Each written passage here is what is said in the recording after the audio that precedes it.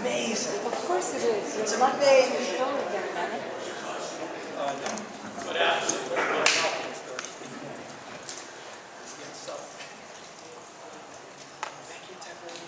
Well, students, faculty, guests, welcome. And by the way, I'm particularly delighted to see so many of my friends here from the Flint community. It's wonderful to have you here on campus. My name is Bob Hobeck. I'm the library director at the University of Michigan-Flint, Thompson Library. Thompson Library is one of the co-sponsors of this event, along with the American Heritage Council. Now, in a moment, I'm going to turn the podium over to Heritage Council Director Joseph Burry. We'll introduce our speaker, Miko Peled. After Mr. Peled's talk, we'll have an opportunity for a few questions from the audience. We'll explain how we're going to do that as we get to that point. And then we'll want a lot of time for one-on-one conversations and also an opportunity for you to purchase Mr. Peled's book. I did buy one copy for the library and I put it on reserve, but I certainly can't guarantee that you'll be able to get access to it, so think seriously about buying a copy. And before we begin, and since I'm a librarian and I cannot help myself, I'm going to make a couple of remarks about books. First, contrary to what you may have heard, books are not obsolete. If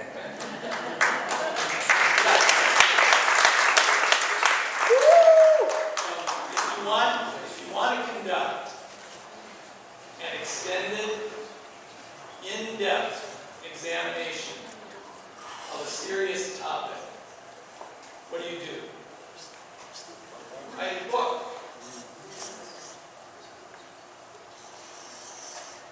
You can't tweet an extended, in-depth examination. Now, you might test some of your ideas in a blog.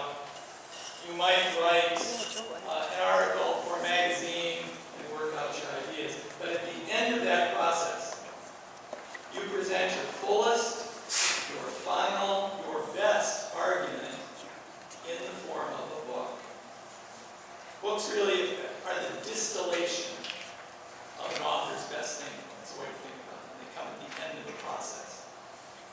And printed books, think about it too, are still, and for the foreseeable future, the most convenient, the most economical way to present your best thinking to the public. In fact, here's a little item for you to take away, a little fact to take away. There are more books being published today than ever before. 10 years ago, U.S. publishers issued 216,000 titles.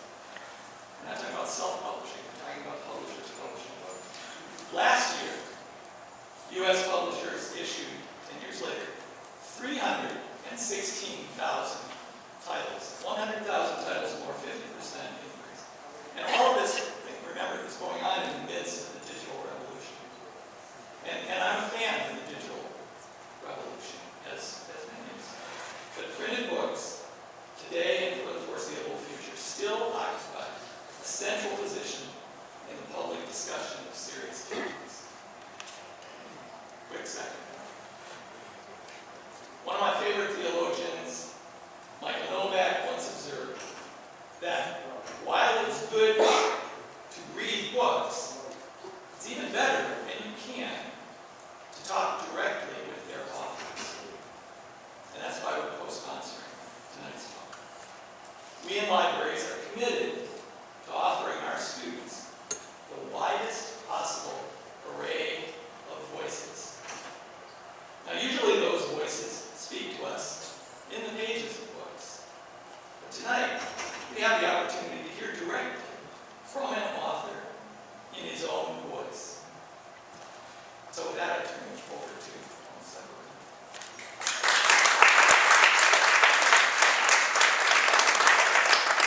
Thank you, Bob.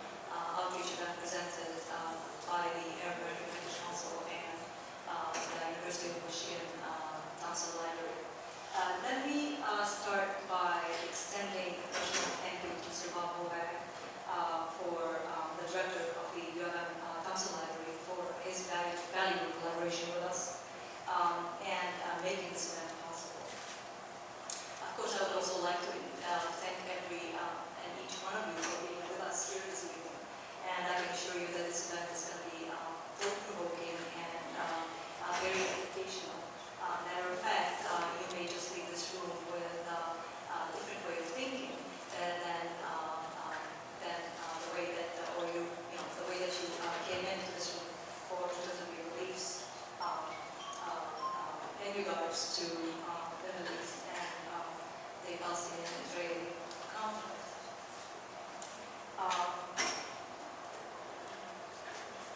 We are very pleased to welcome Mr. Miko Peled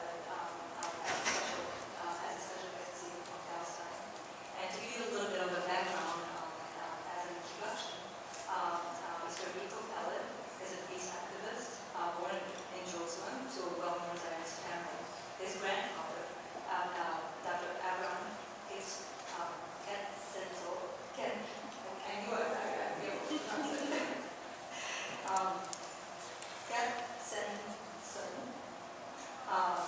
was a Zionist leader and signer of the Israeli Declaration of Independence.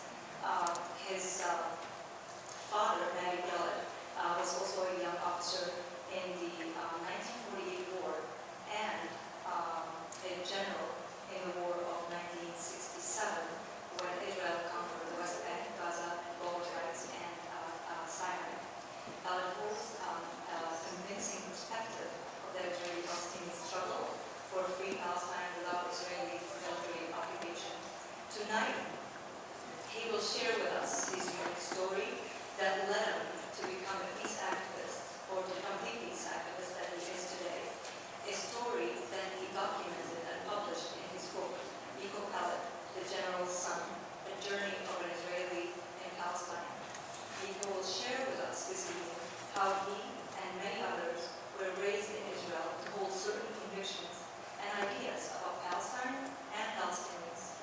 He will share with us his personal tragedy that challenged those beliefs. He will also share with us reasons as to why he chose to speak out, knowing that it is not the easy choice for him or for his family. With that, I ask you to give your full attention to Mr. Peled and help me welcoming him to the podium. Mr. Peled.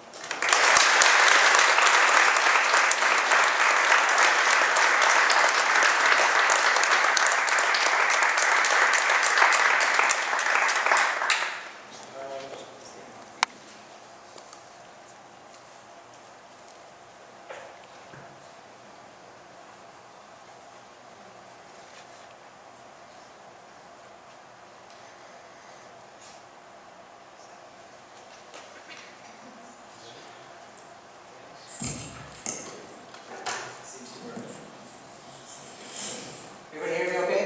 Yeah. All right. Well, thank you. Thank you, Marta, for the introduction, for inviting me tonight, and thank you all for being here. Clearly, this topic is important to you all, or else you wouldn't take the time to spend this evening with me hearing about this story. Can I just show of hands, how many people are here actually from Israel or Palestine? Okay, thank you. How many people have family there? Okay, thanks. And who's visited? Who's actually been there? That's quite a lot. Good. Is there anybody here who can't find it on a map? There's no shame, because it's interesting, if you look at a map, I wish I had a map, I always forget to bring a map. But if you had a map of the region, if you took a good look at it, what you would see is, of course, you'd see Africa and the Arabian Peninsula, which are probably the biggest area, masses of land. And then you'd see Turkey, Iraq, and Iran. And then there's a little sliver of land right on the eastern coast of the Mediterranean. And the name of the country never fits, so they actually have to write it over the Mediterranean so that it covers Cyprus. And that's the country about which we all talk. So all these other big countries that have their issues and problems are kind of pushed aside, and we spend all our time talking about this little sliver of land, which, by the way, has two names. Historically, it's called Palestine. Today, it's called Israel. But one of the misunderstandings is that people think that there's an Israel and there's a Palestine. Well, Israel and Palestine are two names for the exact same place.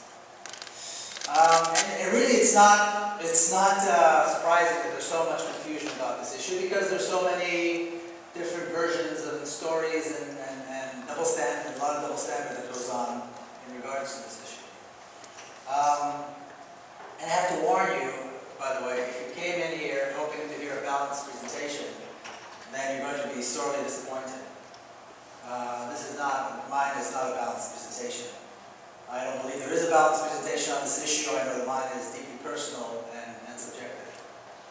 And I don't think it's a balanced issue, so I don't really think there could be a balanced presentation on this issue. But going back to the confusion, I'll give you a couple of examples. I don't know if you heard the President speak today at the United Nations General Assembly, but he talked about the need, America's commitment to support the state of Israel as a Jewish state and the state of the Jews and so on.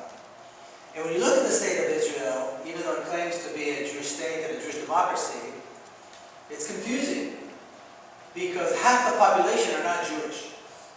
So if half the population is not Jewish, how can you be a Jewish state? And now because the non-Jewish half is not counted, it's not really a democracy. So how can it be a democracy? And it's very confusing. I mean, how do you reconcile this? And when you look back at the ideology that brought about the state of Israel, it becomes even more confusing. This is Zionism. And about 100 or 120 years ago or so, the early Zionists claimed that all Jewish people are the descendants of the ancient Hebrews. All Jewish people who are spread all over the world are the descendants of the ancient Hebrews, which lived in that part of the world 2,000 or 3,000 years ago. And they continue to claim that because they are the descendants of the ancient Hebrews, they have a right to go and live in that ancient homeland of theirs, and they use the word return. They talk about the right of Jewish people to return to their homeland.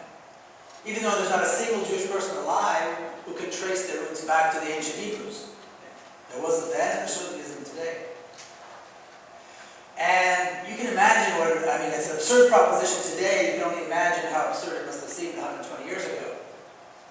But the early Zionists, these were the generation of my grandfather, my grandparents. They were very smart.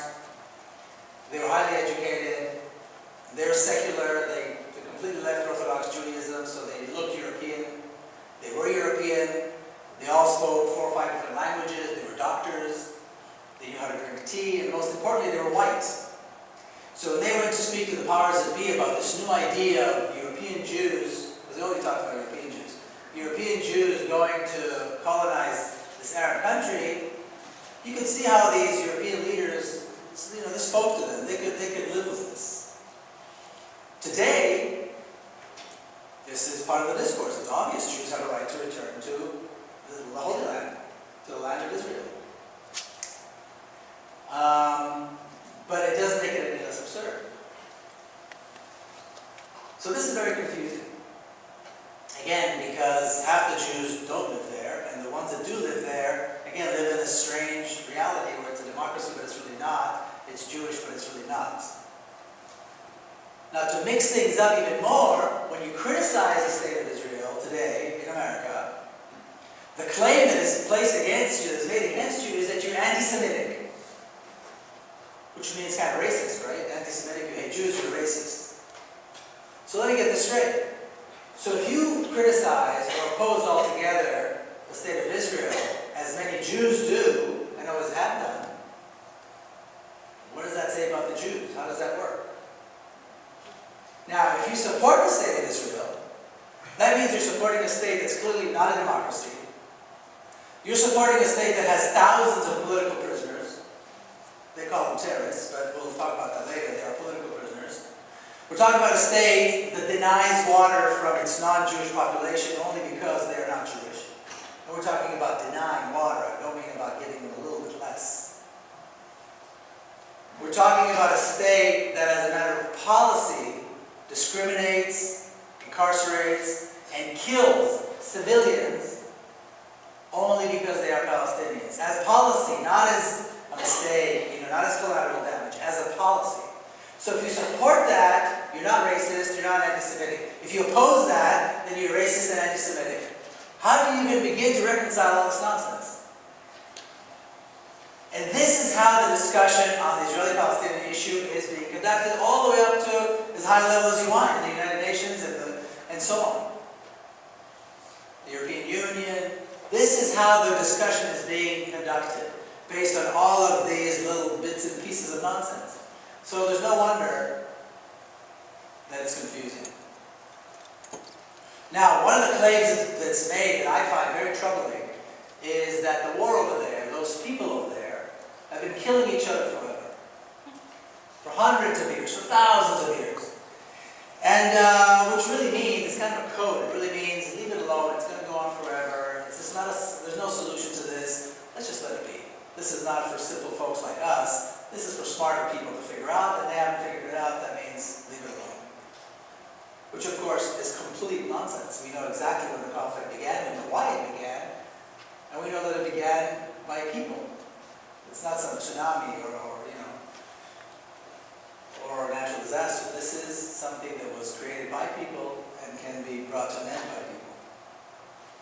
And I would argue that the precise moment that we can start talking about this conflict is on the 29th of November 1947, when the United Nations came up with the idea, or passed a resolution I should say, to partition the land and create one state for the Jews and one state for the Arabs. Of course, on the face of it, it seems like a really good idea. You have Jews, you have Arabs, they're fighting for the same piece of land, let's divide it, they each have their own piece, and everybody can go home. But there was a problem with that. This is the map of the partition, of the UN partition plan. Now, in 1947, there were a little bit less than about half a million Jews living in Palestine. The country was called Palestine, by the way. And there were close to 1.5 million Palestinians living there, Palestinian Arabs. Now, most of the Jews that were living there were my grandparents' generation who immigrated, and my parents' generation who were first generation born there. If you look at this map, you'll see the larger portion, the United Nations in the resolution decided to give the larger portion of the country, that's kind of the bluish-green portion, to that small Jewish community of mostly immigrants and their children, and the smaller portion to the larger indigenous population of Palestine. And to this day, you hear people say, you know what, this whole thing is really the Palestinians' fault. You know why? Because they rejected this plan. Who would not reject this plan if they were Palestinian? Why would they not reject this plan? Of course they rejected the plan. It's an absurd plan. That the United Nations would chop off the larger portion of your country and give it to a small community of mostly immigrants who literally just came off the boat. Far smaller. And from this point on, we have two opposing narratives. And the reason we have two opposing narratives is the foundation of this conflict. The conflict, the argument here is not over nuance or small details. We have two opposing histories, two opposing narratives. And if you have two opposing narratives, that means only one of them can be true, because they're diametrically opposed. The story that I grew up on, and the story that people learn here in this country, and generally in the West, is that the Jewish community accepted the partition plan, the Arab community rejected the partition plan, and immediately began a massive attack on the Jewish community, intending to destroy them and kill them. And somehow miraculously, because the young Zionist Jews were stronger and perhaps culturally more advanced and more motivated and so on, within 12 months they were able to conquer 80% of the country, and the state of Israel was established. Once again, the Jewish state was established on the land of Israel after 2,000 years in exile. Wow. I mean, how can you not be impressed? And when your father, as in my case, was a young officer who fought heroically in that war, then it's even more of a wow. It's a romantic story that not only is impossible to refute, but why would you want to? And this is one of the reasons people don't want to talk about 1948, because the story that's out there, the myth that was created, this narrative that I grew up on is so wonderful. And of course, you know, we all learn about David beating Goliath, and the Maccabees who defeated great empires, and we, the young Israelis today, we are their descendants, of course. So the story makes sense. accept the myth. As you grow up, as we mature, hopefully we take a look at the myths that we were raised upon, and we take a look at the details, take an in-depth look. And what we find is, like I said earlier, we have about 1.5 million Palestinians and about 500,000 Jews or Israelis. They weren't Israelis yet. And the two communities at the time were really expecting to become states. Both of them wanted to be recognized as states. And they had invested and they had institutions of state and so on. But there was one thing that the Zionist Jewish community had invested in heavily that the Palestinians did not. And that's a fighting force.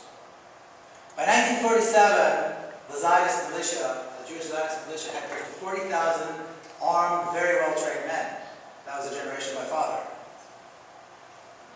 There was no equivalent on the Palestinian side. There was no militia on the Palestinian side. There never was a Palestinian militia or a Palestinian army, as a matter of fact. So if this is true, then in 1947, when we hear that the Arabs attacked, who are these Arabs that attacked exactly? And what did they attack with? We know that other Arab armies intervened in Palestine later on, 6-7 months later. But in 1947, at the end of 1947, who are these Arabs exactly that attacked the Jewish community? And what did they attack with? Well, they didn't attack. As soon as the United Nations resolution accepted this and gave the rubber stamp to the notion of the Jewish state of Palestine, the Zionist militia began a massive campaign of terrorizing and ethnic cleansing against the civilian population. And within 12 months, they conquered 80% of the country. They destroyed hundreds and hundreds of towns and villages, some of them as old as 1,000 or more years. They forced the exile of close to 1 million people, and the state of Israel was established. Now, perhaps it's not that romantic. Some people may think it's justified, some people may think it's not, but you can't argue with this because now the story makes sense. It's not a myth anymore. We had an armed militia that was well-trained and prepared to conduct a campaign of ethnic cleansing, and it did it. And by the end of 1948, the state of Israel was created. Or before that, but by the end of 1948, the whole mission was accomplished. Now, people argue quite often, there was no Palestine, there was a Palestine, or if there were Palestinians, they were just farmers or Bedouins, and they had no cities, they had no towns, and so on. This, by the way, is what the map looked like from 1948 on. This is a picture of Jaffa, the city of Jaffa, before 1948. Today it's called Tel Aviv. This is right on the coast. It was a city of some 120,000 people. I don't know, it had probably half a dozen or so newspapers that were being published. Movie theaters, other theaters, some of the biggest names in the Arab world would perform in Jaffa. There was a life, a political life, there were unions. As you can see in the small picture at the top, it's a beautiful city. I don't see any camels or Bedouins or anything like that. There was a culture, there was civilization, there was a social life, there was a political life, there was an economy, there was a middle class. Within 2 weeks, that was all destroyed in 1948.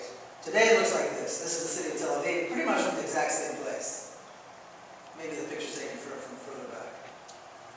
Within 2 weeks, a city of close to 120,000 was brought down to close to 4,000. Those 4,000 Palestinians were placed in a small concentration camp in one little neighborhood in Jaffa, with Israeli soldiers guarding them and barbed wires around them. The city was destroyed, and this is the city of Tel Aviv today. The city of Jaffa had a small Jewish neighborhood, a Jewish community. Of course, Tel Aviv has a small Palestinian community today, which is completely neglected and lives under real is completely segregated.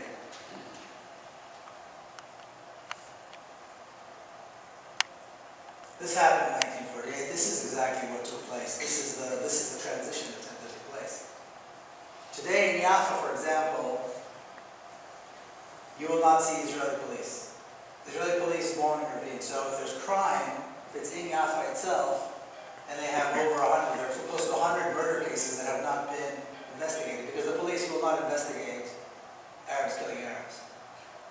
But you do have the border police police, which is a kind of a unit between the police and the military, which is dedicated to harassing Palestinians. And you see that in their jeeps in Jaffa all the time for some reason, even though these are Israeli citizens. So that was the Nakba. This is what the Palestinians call the Nakba, the catastrophe of 1948. This is the price of what happened in 1948.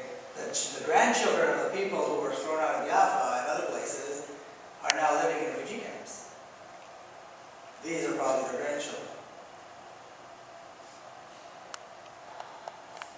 Now, this particular refugee camp and others like it are no more than half an hour or an hour drive from major Israeli cities. Cities that perhaps were once Palestinian, like Haifa and others. But cities where you wouldn't dream of seeing this. You wouldn't dream of seeing kids with no water, no electricity, no sewage, no health care.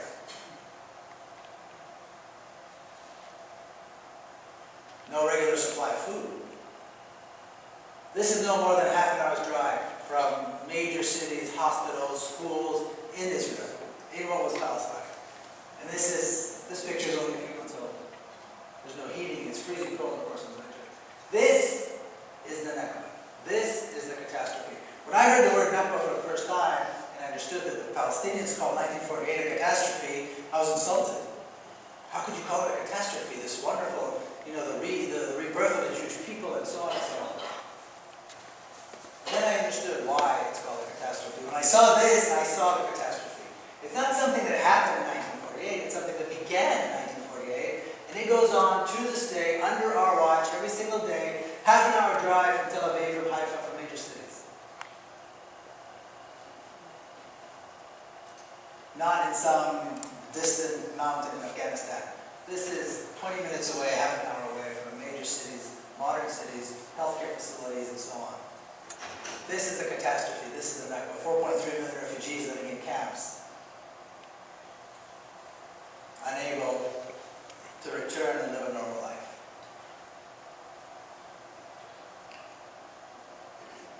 Now, my book goes in and out, kind of threads goes in and out of my own personal family history, which is related to the state of Israel and the actual relationship between Israelis and Palestinians. And there's a story in the book that I tell, I know some of you have read the book already, about my mother. And this is a story that troubled me for many, many years. She told me the story when I was a child many times. I can't remember how old I was, but the story was, it was 1948, she was living in Jerusalem. And when I say Jerusalem, I mean the western part of Jerusalem, later became the Israeli side of Jerusalem. In a small apartment with her mother, she herself was already a mother, she was 22 years old. My father was in the front fighting for the Zionist cause, for the state. And when the Palestinian neighborhoods of West Jerusalem, neighborhoods who, by the way, are still there, thank you, that are still there, beautiful neighborhoods with beautiful homes, really beautiful homes. They were taken by the Israeli forces, the Palestinians were forced to leave, and those homes, like I say, are still there. If you've been to West Jerusalem, you'll see the Katamon and Baka and other places, were offered to Israeli families. And when my mother was offered one of these homes, she refused to take it. And when she told me the story years ago, and when she tells it today, she's 87, she still lives in Jerusalem, she says it with the same passion. She says, how could I possibly take the home of another family? How can I move into the home of another mother who now has to raise her children in a refugee camp like we saw in the previous picture? Now, this is a good story, and then she goes on, she talks about the looting and the Israeli forces with their cars, with the military trucks, looting the furniture and the rugs and so on, because these are well-to-do families. Like I said again, you should see some of these homes, really beautiful Jerusalem homes. And not only did they steal the rugs and the furniture, but there was a special unit in the hand of librarians, speaking of libraries, and they went with the units and they stole manuscripts, which they later cataloged and put in the library in the Hebrew University. And they're still there. In fact, there's a documentary about the stolen books, but never mind. So anyway, they stole all that, and she to this day feels a sense of shame that Israelis would act in that way. How could they possibly take all this? How could they possibly behave in this way? And like I said, this is a very good story. It's a true story, and it's a story, so we all hope we would have done the same, made the same choice. Of course, most Israelis didn't. But there was something in that story that was troubling to me for many, many years. Because it was contradicting the national narrative. So if what I learned was true, that meant that we accepted the partition resolution, the Arabs rejected it.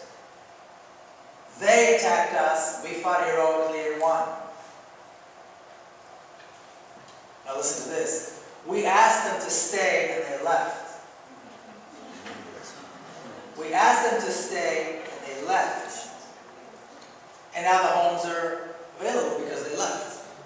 So if the homes are empty and there's a family that needs a home, there's no moral dilemma. If we took the home, but she was presenting in a way that we took the homes and there's a moral dilemma here. She was presenting a very serious moral dilemma, which took me many, many years to reconcile and understand. In fact, it was only when I was working on the book that I could put it together and understood why this story was so troubling to me. She was, in fact, contradicting the national narrative. This is my father, the general, when he was a general. And when the state of Israel was established, he remained in the military as an officer, and he was a career officer. I talk about his career in the book. In 1967, of course, the drums of war, the summer of 1967, I should say, in the summer, the drums of war were beating once again, and it seemed very likely that there was going to be a war with Egypt. Nasser violated some of the ceasefire agreements, he entered his forces into Sinai, and so on. And the Israeli High Command was demanding that Israel begin a war immediately. Preemptive strike. They were demanding, the government gave them the okay to conduct the preemptive strike. The government was a little bit hesitant. I talked about the differences between the cabinet, who were older, Jews mostly that immigrated from Eastern Europe, and the young generals who were actually very young. They were in their early to mid-40s, which is very young for generals, and were prepared to fight and never lost a battle, and they were kind of full of testosterone, and they were mostly born, almost all of them were born there in Palestine. In the end, as always is the case, the generals won the day and the war took place. And the claim that is being made, and was made then, and is still being made today, is that Israel was under an existential threat. And because it was under an existential threat, it had no choice but to engage in a preemptive strike. Some of the generals came out when they retired and said this was nonsense. There was no existential threat, this was a world choice. But this debate is still out there. So as I was working on the book, I went into the Israeli Army archives, and the minutes of the meetings of the generals leading up to the war, and the minutes of the meetings between the generals and the cabinet leading up to the war are there and they're available. Now everybody's seen them. Every historian, everybody that's written a book about this issue, and a lot of people have seen these documents. And I've read a lot of the stuff, so I wasn't really expecting to see anything new. But the first thing that struck me was a comment that my father makes, and then some of the other generals make as well, and that is that the Egyptian army was not prepared for the war. That we now have an opportunity, because Nasser violated the ceasefire agreement, we now have an opportunity to attack and destroy the Egyptian army and assert our strength. Not a single word about a threat, only about an opportunity that presented itself, and we need to act and act on this opportunity. Not only was there no existential threat, there was no threat at all. As the generals predicted, the war ended very quickly. It was an astounding defeat. The Egyptian army was completely destroyed, and the Sinai Peninsula was taken by the Israeli forces. And then the generals on their own decided they were going to take the West Bank and the Golan Heights. I'll show you the map again. The West Bank and the Golan Heights, which were areas that they had wanted to take anyway for a very long time. These generals were young officers in 1948, and as you can see, 1948, the West Bank was left outside of the boundaries of the state of Israel. They were very angry about that. They wanted to take the West Bank at the time. There's a lot of water, strategically placed hills, and of course the crown jewel is of course the old city of Jerusalem was in the West Bank. And they wanted to go on the heights for simple reasons, water and so on. So after the Sinai was taken, the Egyptian army was destroyed, they knew the Jordanian and Syrian armies were no match, and in the remainder of a couple of days, they took the West Bank and they took the Golan Heights. In 6 days, it was all over. All these lands were taken in 6 days.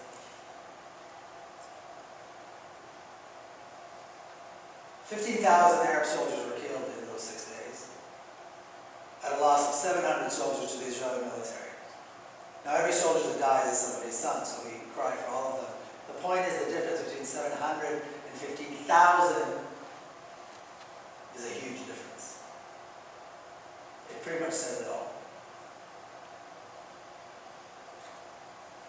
Now, when Israel conquered the West Bank and the war was over, this is really what the map looked like. The entire country was Israel. Palestine was wiped off the face of the earth. And the generals congratulated themselves in doing what they called finishing the job. Finishing what job? Finishing the job of the conquest of the land of Israel and giving it to the Jewish people. This is what they believed that they did. And they did. And at that moment, the single binational state was established. Just like Israel did it after 1948, as soon as the West Bank was taken in 1967, a massive campaign of ethnic cleansing took place. Hundreds of thousands were forced to leave. Towns and cities were destroyed, neighborhoods were destroyed, and massive building began for Israeli Jews only, just like they did in 1948 in other parts of Palestine. In other words, the process was the exact same process. They didn't wait a year, 2 years, 3 years to begin. They did it immediately. So today when people talk about the possibility of Israel allowing a Palestinian state to emerge, it would be comical if it wasn't so serious. Because a thorough understanding of Zionism and what the state of Israel is all about will show us that there is no possibility that the state of Israel will ever allow the Palestinians any sort of independence. Quite the opposite. Now, at the very first meeting of the general of the Israeli High Command after the war, my father stood up and he did something very strange. He said, we now have an opportunity to make peace with the Palestinians. We need to offer the Palestinians to establish their own state in the West Bank and in Gaza, allow them to establish their capital city in East Jerusalem. They will be a bridge.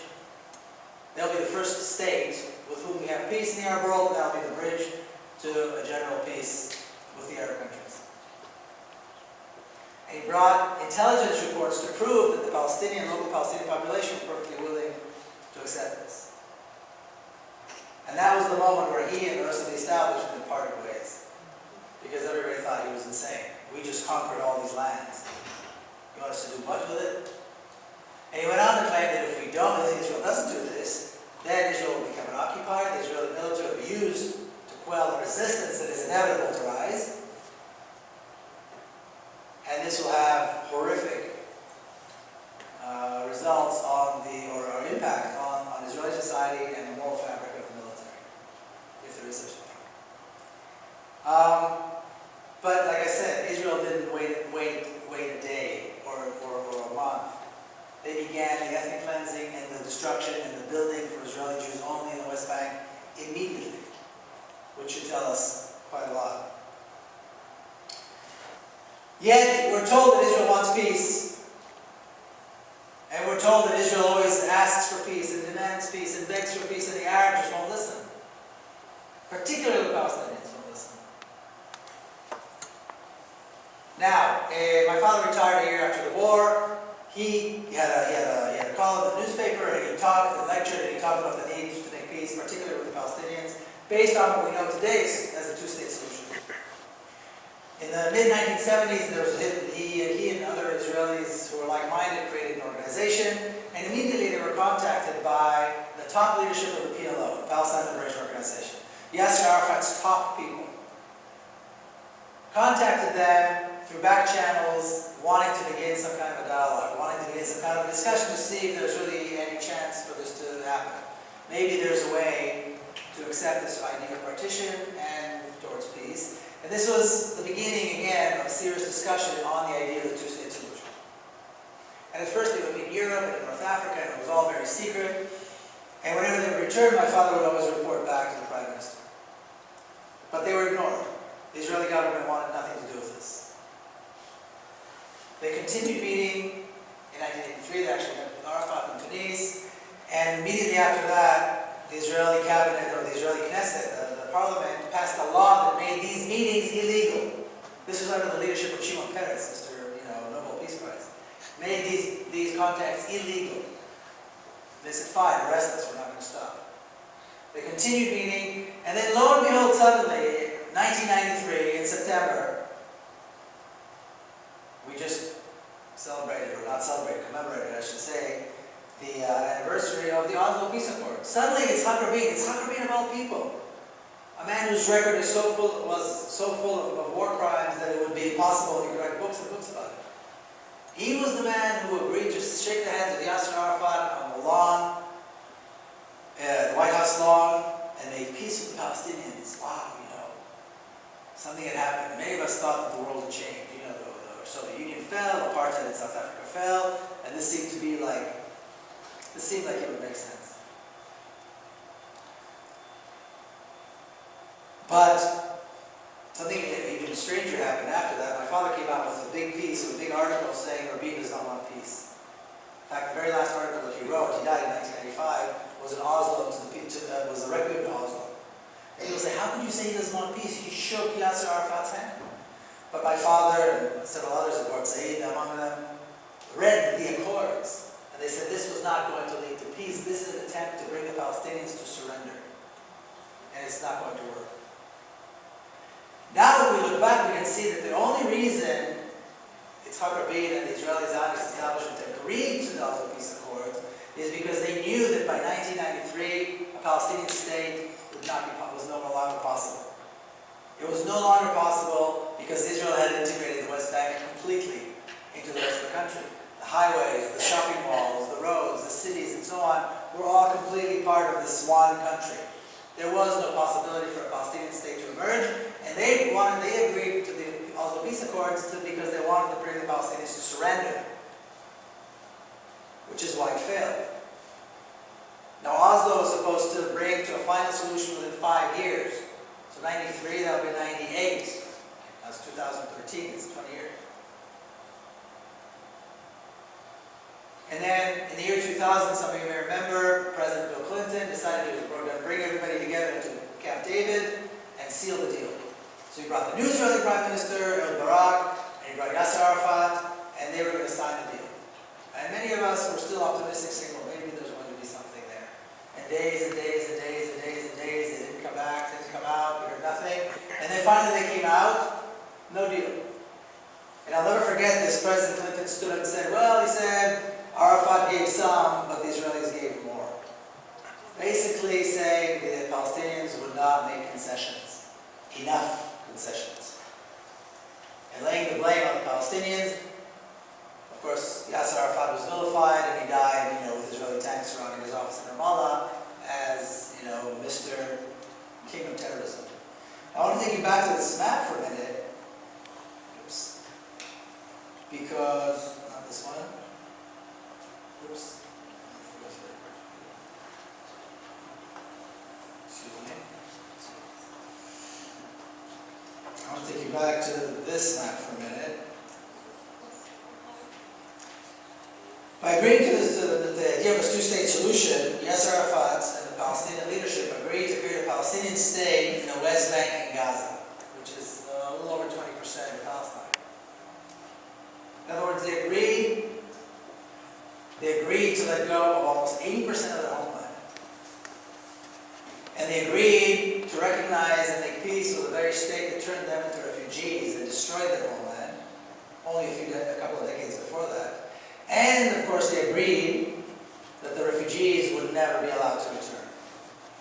All of this, but no more. All of this, but no more. In other words, the West Bank with East Jerusalem was as far as they were willing to go. And at Camp David, they wanted to push Arafat to agree to more. They gave up more and more and more, which was basically a complete surrender. And to that, he refused. And when Arafat died in November 2004, I wrote a small letter to the editor of the local paper in San Diego, and I said, Arafat was the most consistent force for peace for 30 years. From the mid-1970s until the day he died in 1974, he was completely consistent in his support of the two-state solution. A peace agreement based on the two-state solution, which Israel did not want. Israel was interested in complete surrender, which is why everything fell apart.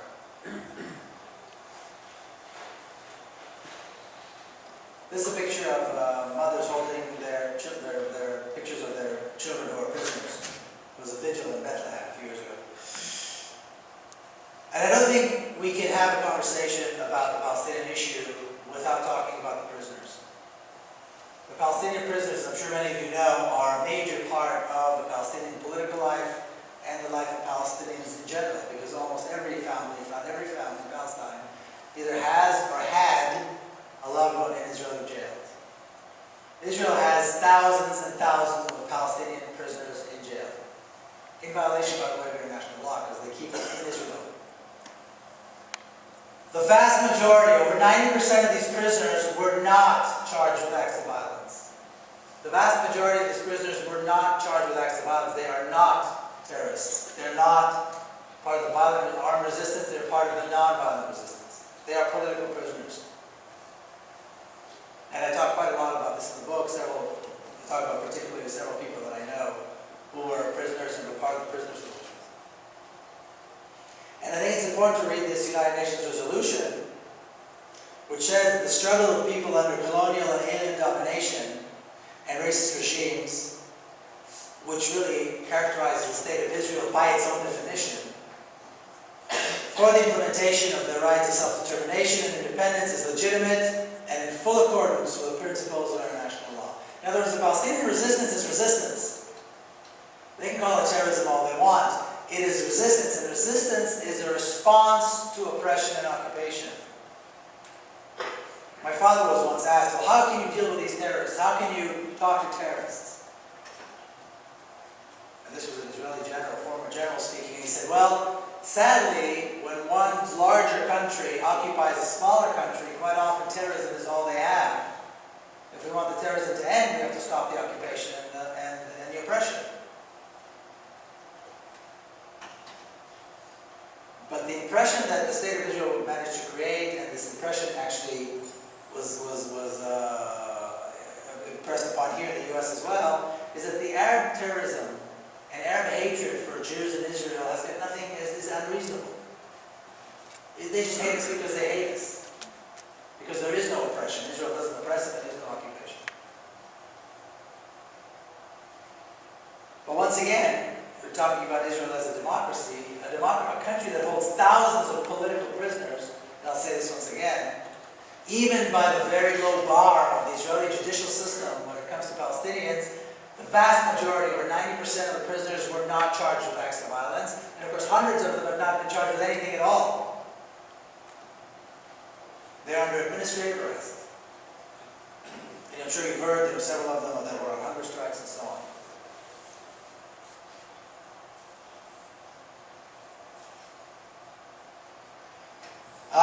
And then you have the issue of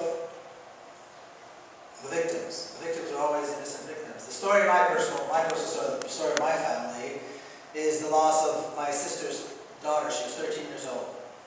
So on the 4th of September 1997, two young Palestinians blew themselves up in Jerusalem downtown, and my sister's little girl, so that was one of the victims. She was killed.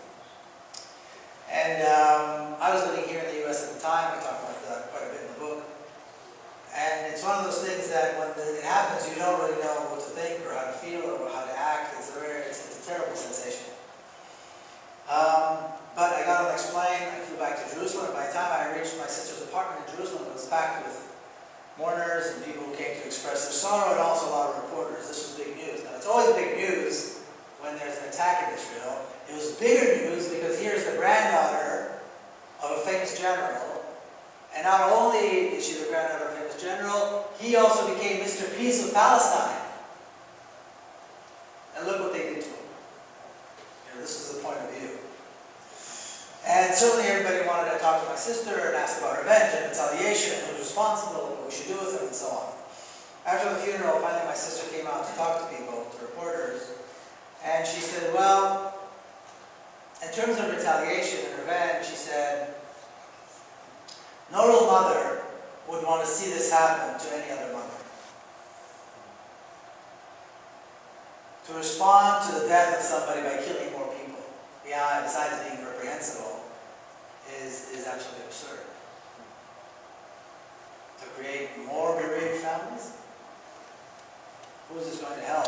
And she quoted a famous Hebrew poet, Bialik, who wrote that that the devil himself has not yet created vengeance that's appropriate for the death of a child. And then in terms of who's responsible, she said, well, what brought these two young men to do such a terrible thing, or two terrible things? Take their own life, in contradiction to the precepts of their own religion, they're Muslims, and take the lives of innocent civilians. Two things that they're forbidden to do as Muslims. And they're terrible to do by any measure. She said, but when you take away people's land and destroy their homes, deprive them of water and any opportunity, when you go into the schools and you shoot their younger brothers and sisters in the schoolyard, you give them no way to resist and no way to protest. This is what happens. She said, what do we expect? How do we expect them to respond? And both she and her husband, my brother-in-law Rami, pointed a finger and said, we hold the Israeli government directly responsible for our daughter's death. So now this became even bigger news, because here we have an Israeli bereaved mother who just lost her daughter, just buried her daughter, and she's turning everything upside down. She's saying that the Palestinians are victims and the Israelis are violent. She's saying that, well, we know it's the other way around. She's saying the Palestinians want peace and the Israelis don't. She just turned everything upside down.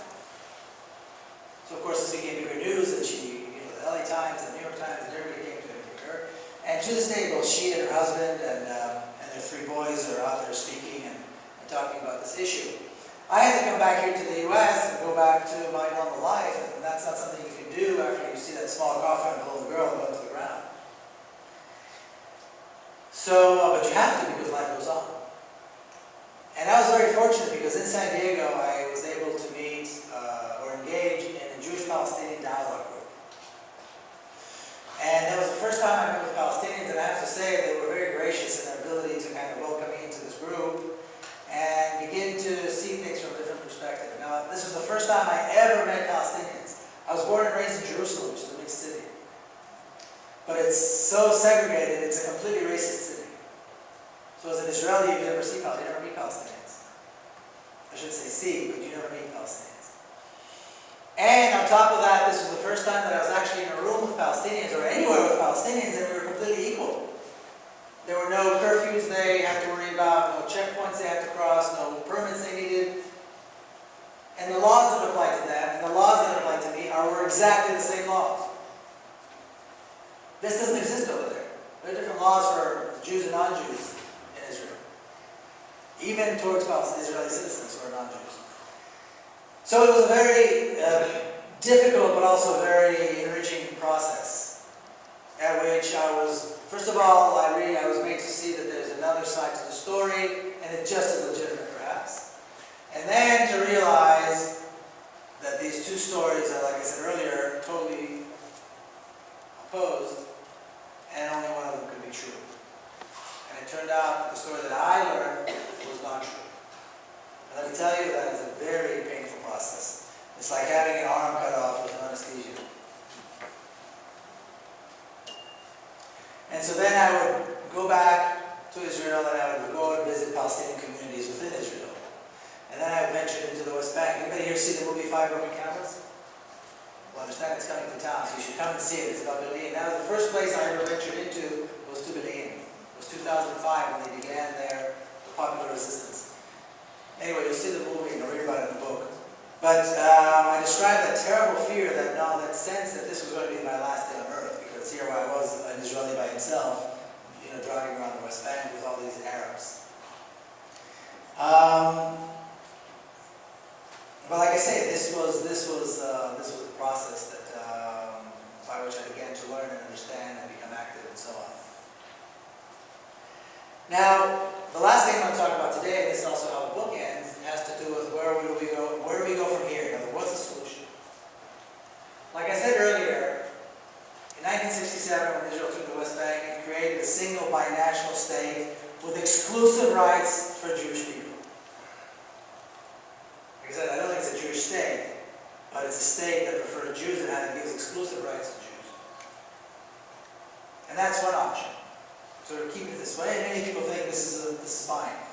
So there's a little bit of violence, but we're killing more of them than they're killing of us, so that's the way it's got to be. The other option is a single binational state, but with a democratic state with equal rights. In other words, the end of the Jewish state, just like we had the end of apartheid in South Africa, for the benefit of a state, a real democracy with equal rights. These are the two choices that we have today. Like I said earlier, this whole notion of the two-state solution that people still talk about, Kerry talks about it, and today the president spoke about it and saying, it's the only solution, is complete nonsense. It's a fabrication. And I don't believe anybody who knows about this issue and still talks about it is sincere. Today we have a single state on all of Palestine, like I said earlier, with preferential rights for Jews. So if you're an Israeli Jew, you live in a democracy. You can come as you please, you can get a job, you can go to school, you have all the water you want, all the food you want. It's like being here. Maybe better. If you're in a Palestinian with Israeli citizenship, then there's a whole host, there are dozens of laws that discriminate against you specifically, and it's a whole environment of neglect and racism and discrimination as a citizen. And I gave Yafa earlier as an example. If you're a Palestinian in the West Bank and Gaza, then it's even more extreme because you've got Israelis in the West Bank who have a certain set of laws and Palestinians who live right next to them and live in a different set of laws geographically right next to each other. But you have no laws that protect you at all. You're at the mercy of the Israeli military, and it has no mercy. The Israeli military is probably one of the best fed, best financed, best armed terrorist organizations in the world. It is dedicated to terrorizing the Palestinian people. That's it. So the question is, where do we go from here? Do we keep things the way they are? Keep talking about this nonsense peace process, this idea that everybody knows will never happen and has no chance of happening with a two-state solution? Or do we fight this racist apartheid regime, just like many of us fought against apartheid in South Africa, and bring it down for the benefit of the people who live in it? This will be better for Israelis as well as Palestinians. I think the second solution is better, and I think the second solution is inevitable. You have two societies that are very similar. Israeli and Palestinian societies are very similar. In fact, most Israelis are the descendants of Jews who came from Arab countries. So most Israelis are actually the descendants of Arabs, because their families came from Iraq or from Yemen or from the Maghreb, from North Africa. High education levels on both sides. Even in Gaza, literacy rates are over 90%, so the highest in the world. So we're not talking about masses of poor and ignorant people. And I think that the combination of the two societies, living together in a single democracy with equal rights, will allow them to express their potential, which is terrific. And many of you have been there, you've seen it's a beautiful country. But the missing ingredient and the one we have to fight for, I believe, is equal rights. Thank you all very much.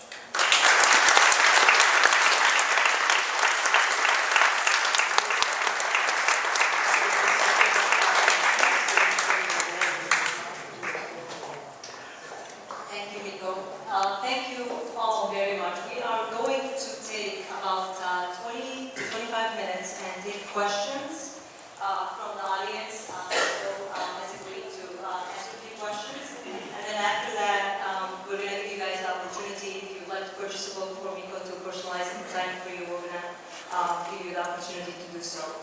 With that, I can take the first question. Yes, Dr. Peled. Would you like to come to the mic or from there? Yeah, I can come there. Or I think they can hear me. Just turn the whole thing over. Just put it there. Well, I'll come there. That way I can shake his hands. Okay. First of all, it's my pleasure and honor to shake it. Okay. So I'll take 3 questions at a time and then I'll reply, right? Do you want on this side or on this side? How do you make this go down? Again, I'll say it again. I have 2 questions. First of all, I am amazed by your humanism and your courage. Because I know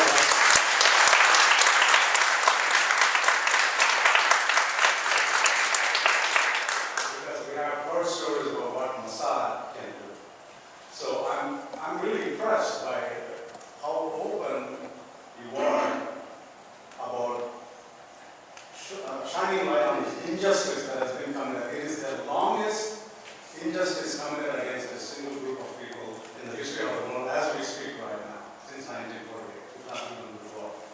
That's the first thing. The second thing is, yes, I agree with that about the equal rights, but what is it that's preventing them or giving Israel the ability to continue to do so? And I was thinking, is it because of the Christian Zionism from America that's responsible for this? And I wanted to hear what you think about that and how we can change it or affect it to bring the equal rights that you were talking about. Thank you very much. We're going to take 3 questions at a time, so another question, anybody else? That was actually one question, so we can do 2 more. If you have a question, go on.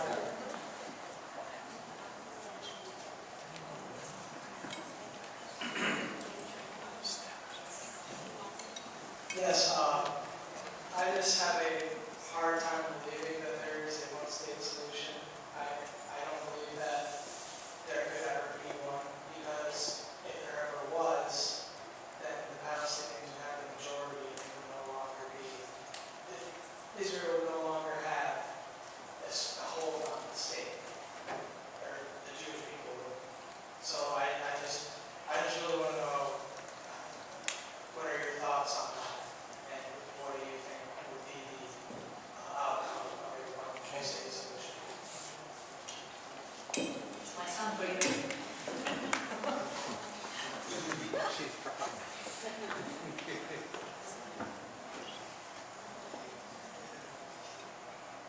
I'm a Palestinian, and I have an Israeli citizenship. What percentage do you represent in Israel?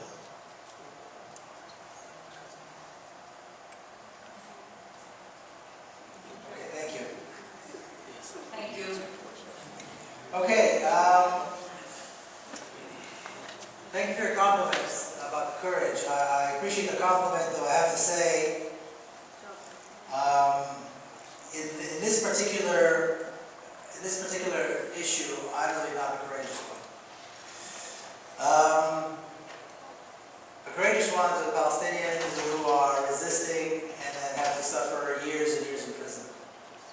The courageous ones are Palestinians who lead the popular resistance in places like Blaine and a whole host of other places, and have to suffer midnight raids. Their kids are kidnapped by Israeli soldiers, they get beat up, and many of them get shot and killed. Yet when they come out of prison after these long sentences, the morning after their houses have been raided, they show up every single week and lead the same nonviolent, peaceful protests. That is courageous.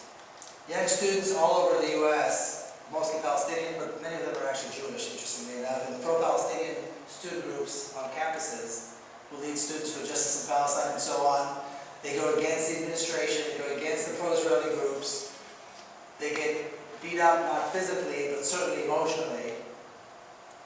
Yet they erect the wall on campuses, and they bring speakers, and they raise awareness of students all over America, all over North America and Canada as well.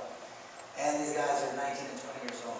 So I appreciate your compliment, but I don't think the courage, I am the courageous one. I think they are courageous.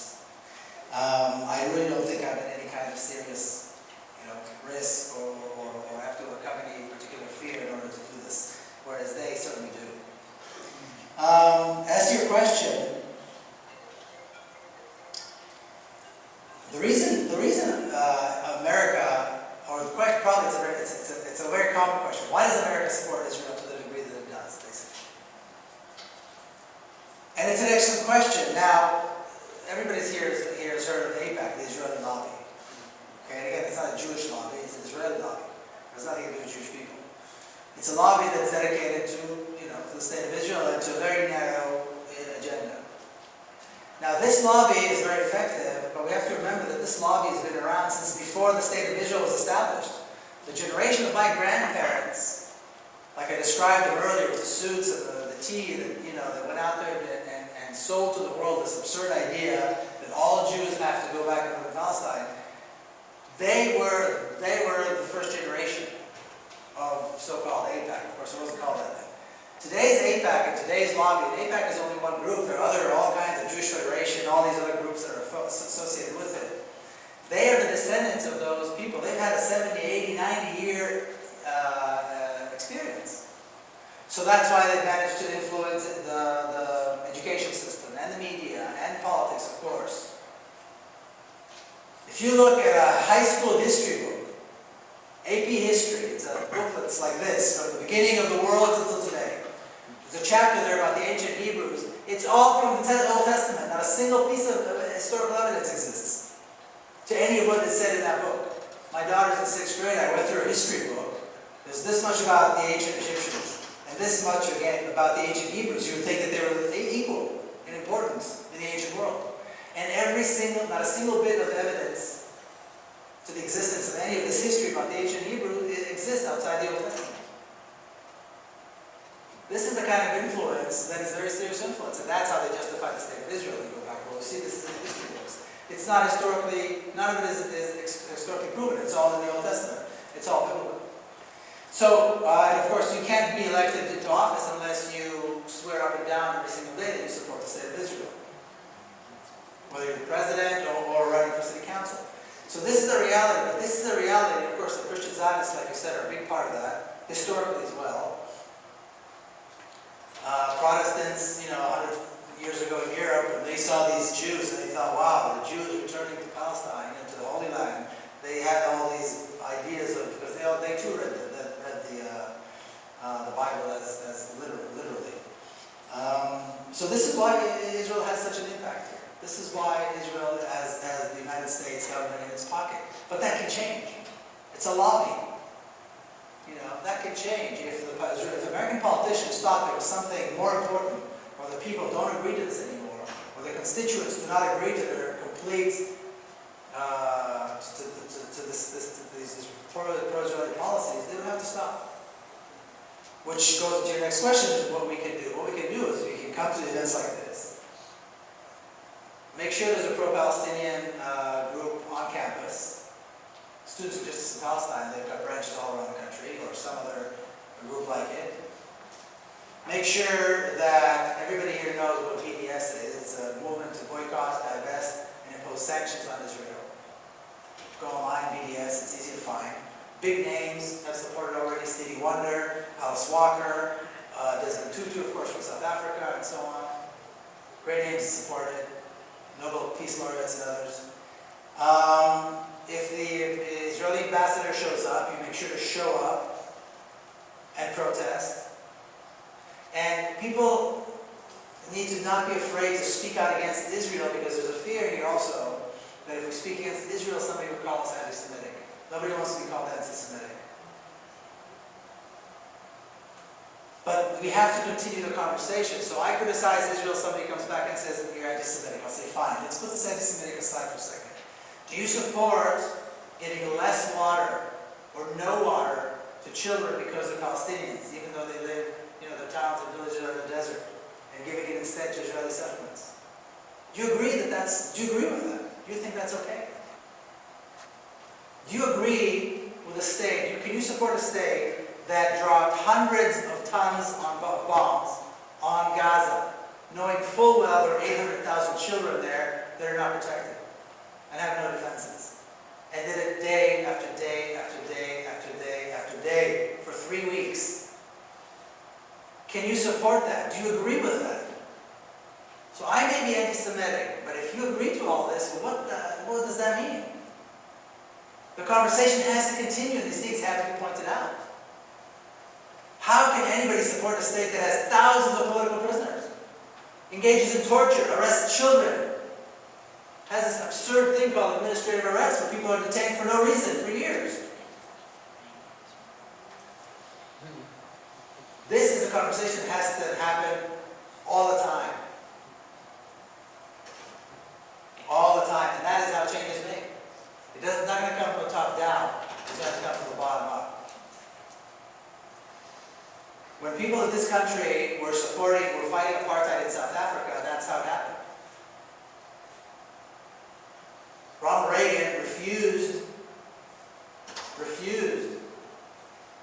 signed a bill to boycott South Africa, impose sanctions on South Africa, apartheid South Africa. You know, the fight to end apartheid in South Africa in this country was a tough one. And talk to activists, they'll tell you it was just as tough as this one. So this is what you do. And if you see it made in Israel, you don't buy it. And I know many Arab and Palestinian stores that have Israeli products. Tell them, we're not buying these. We're not buying Sabra Hummus, and we're not buying any of these products that are made in Israel. This is how we act, and this is how we bring about change. And this, have absolutely no doubt in your mind, this is the moral thing to do.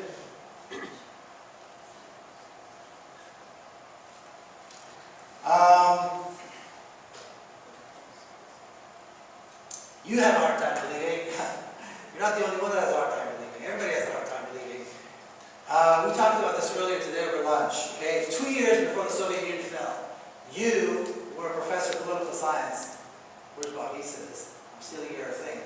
And this is true for a lot of things. And you would have suggested the Soviet Union was going to fizzle away and die. People would put you in an asylum. 2 years before apartheid fell in South Africa, if you were to suggest that Nelson Mandela was going to be president of South Africa, in our day, same asylum.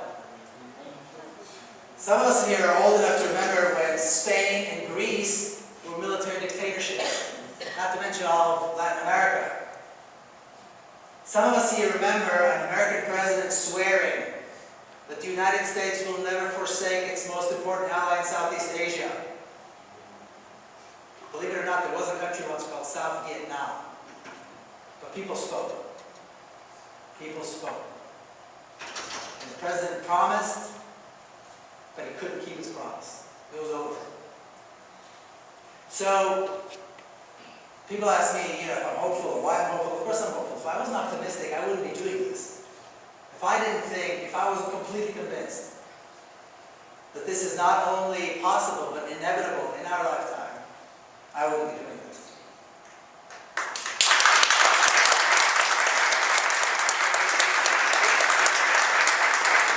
And I said this once, and there was a lady in the front row, and she said, well, I'm 78, so when you say our lifetime,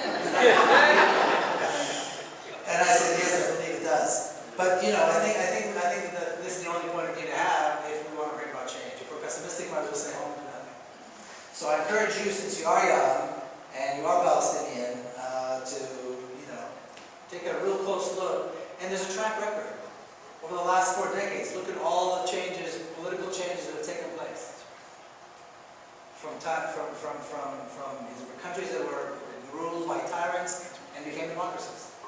This is just one more. And you're right, by the way, Palestinians will be a majority. There's no question about that. Palestinians by 2020 will be a majority, regardless of what happens. By 2020, there are going to be 500,000 more people in Gaza alone. So what, they're going to still live through tunnels? Survive tunnels? The Egyptians just closed, by the way, so there's not even tunnels. No schools, no water that's fit for drinking, no medicine, no food. An additional 500,000 to the 1.6 million that are there today. And there is no plan. Israel has no plan for them. They're not going to evaporate and disappear. So there definitely will be, and Jews will not have control. There will be a democracy. And by the way, it's not about Jews. And I emphasize this over and over again. It's not about Jews. Most Jews have never been to Israel, and many of them never supported Israel and don't really care about Israel, one or the other. So this impression that Jews around the world, the entire Jewish community supports Israel, is a fallacy. It's not true. But the Israeli Jews will not have control. That's true. And the whites in South Africa no longer have control either. You think they liked it? They think they welcomed Nelson Mandela? But they woke up one morning and this was the reality. It was over. And that's exactly what's going to happen over there.